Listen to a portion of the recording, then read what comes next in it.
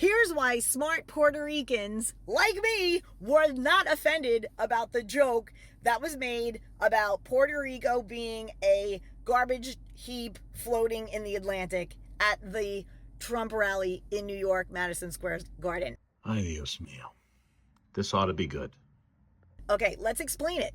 Truthfully, Be careful using that word.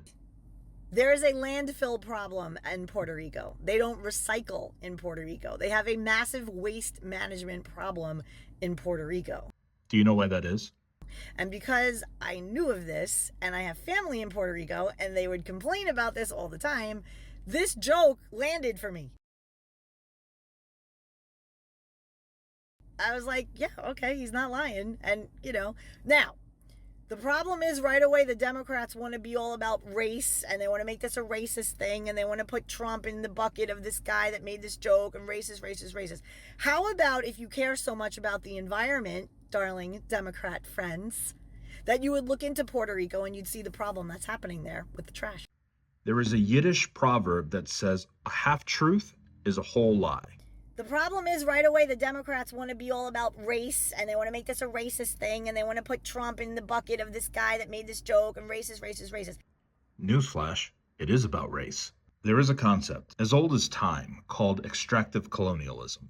Colonial systems transformed Puerto Rico from a self-sustaining society into a resource extraction economy designed to serve external powers, from Spain to the U.S. After the shift to cash crop monocultures like sugar and tobacco, Puerto Rico became heavily dependent on imports for basic goods. Now you're probably asking, what does this have to do with recycling?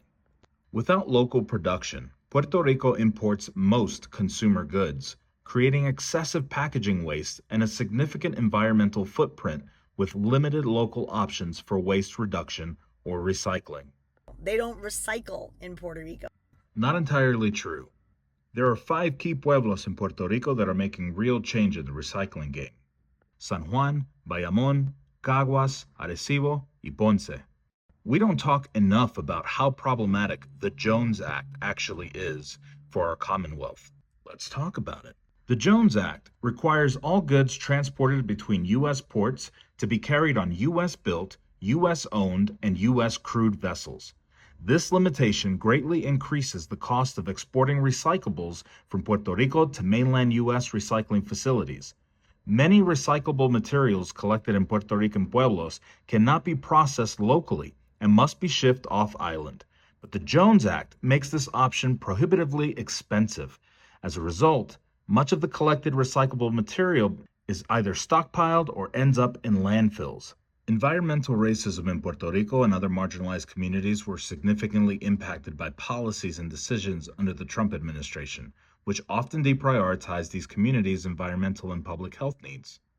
The United States has extracted so many resources from Puerto Rico, from the island itself, including the culture, and yet Puerto Ricans are unable to vote. They are not even prioritized enough because they are not a state, they're a commonwealth. So when you hear Puerto Ricans say things like, Here's why smart Puerto Ricans, like me, you're not smart at all. You're just not informed enough. Also, when people say things like this, there's a lot going on. Like, I don't know if you guys know this, but there's literally a floating island of garbage in the middle of the ocean right now. I think it's called Puerto Rico. That's racist. And until the day comes where you choose to be honest with yourself, you're only going to continue to perpetuate the endless cycle of being weaponized, tokenized, and abused by your oppressor that you cling so closely to.